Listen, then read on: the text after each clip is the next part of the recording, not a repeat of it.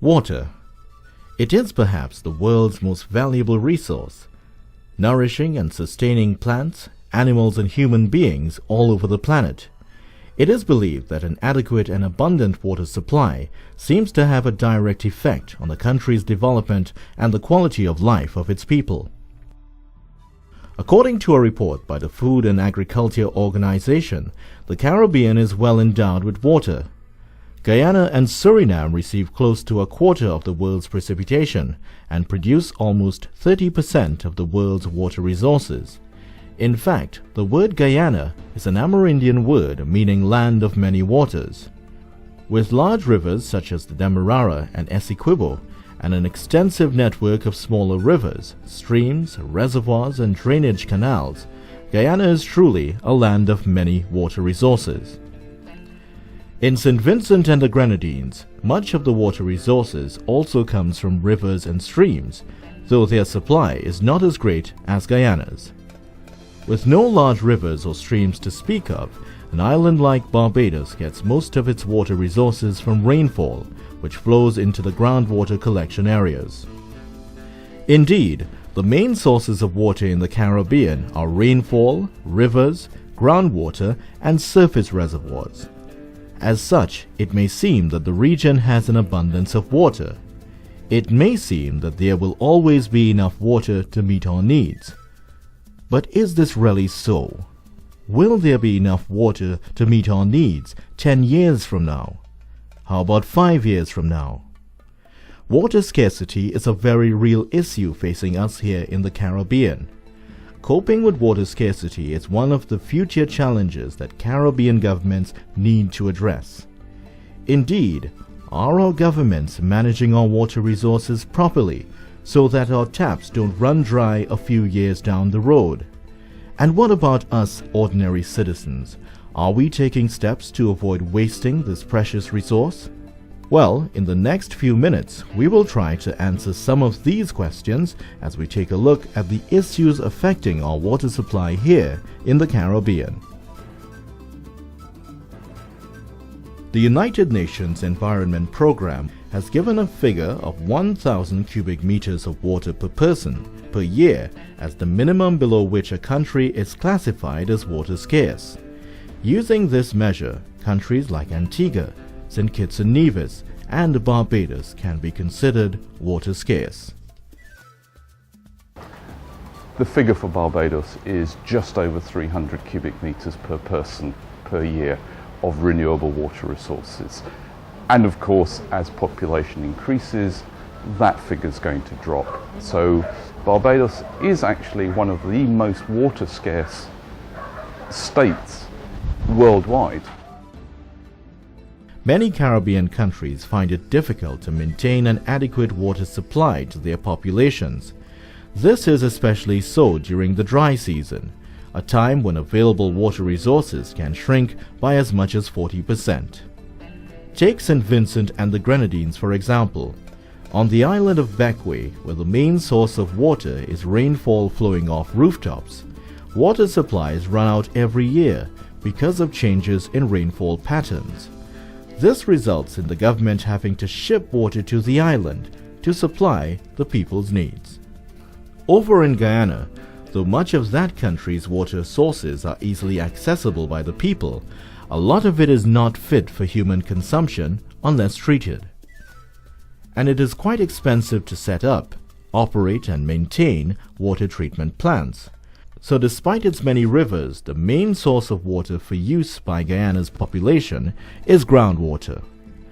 Groundwater is water that seeps into the ground from rain. Hence harsh dry seasons and drought have a negative effect on a water-rich country like Guyana. But how do we in the region use our water resources? What are the demands placed on the Caribbean's water supplies? And are countries capable of meeting these demands? Water demand in the Caribbean has increased over the last 30 years. Activities such as population growth, development of towns and cities, tourism development and agriculture have all placed greater demands on many countries' water supply. And what does all this increase in demand for water mean for the Caribbean?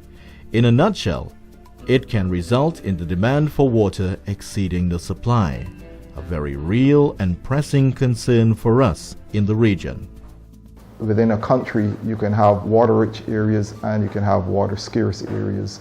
So if you look at some cities in the Caribbean, some of the major cities themselves are actually water-scarce, and water is shipped from other parts of the country into those cities to meet the demand.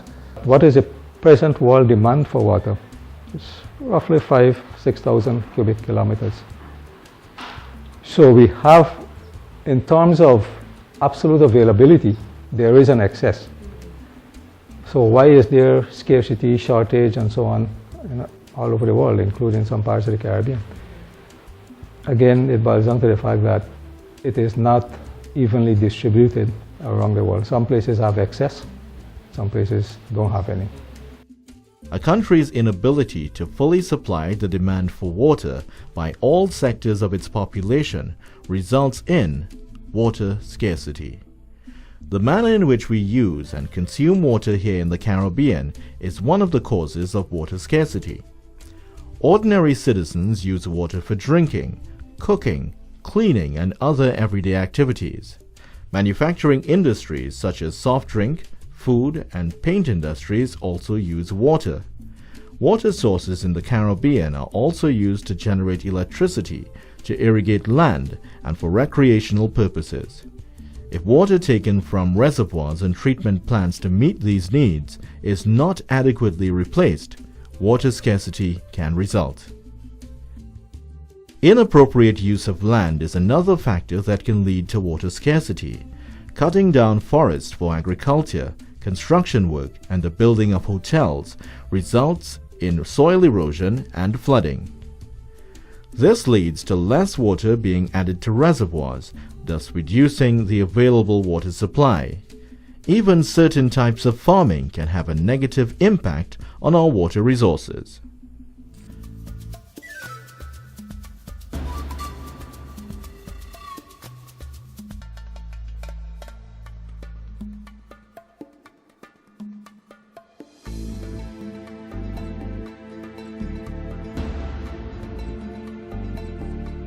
Pollution of water sources and waterways is yet another cause of water scarcity. According to an FAO report, water quality in the Caribbean is deteriorating because of pollution. We have pollution from industrial sources. We have pollution from domestic sources. From your grey waters, your black waters, your sewage from households. You have your agricultural sources. Pesticides and fertilizers that are sprayed onto croplands, and when that runs off into the rivers, it can lead to certain pollution effects like eutrophication, etc. Some areas of Guyana are already experiencing water scarcity as a result of pollution. Rivers such as the Essequibo and the Barama may already be polluted by chemical waste from the gold mining operations taking place nearby.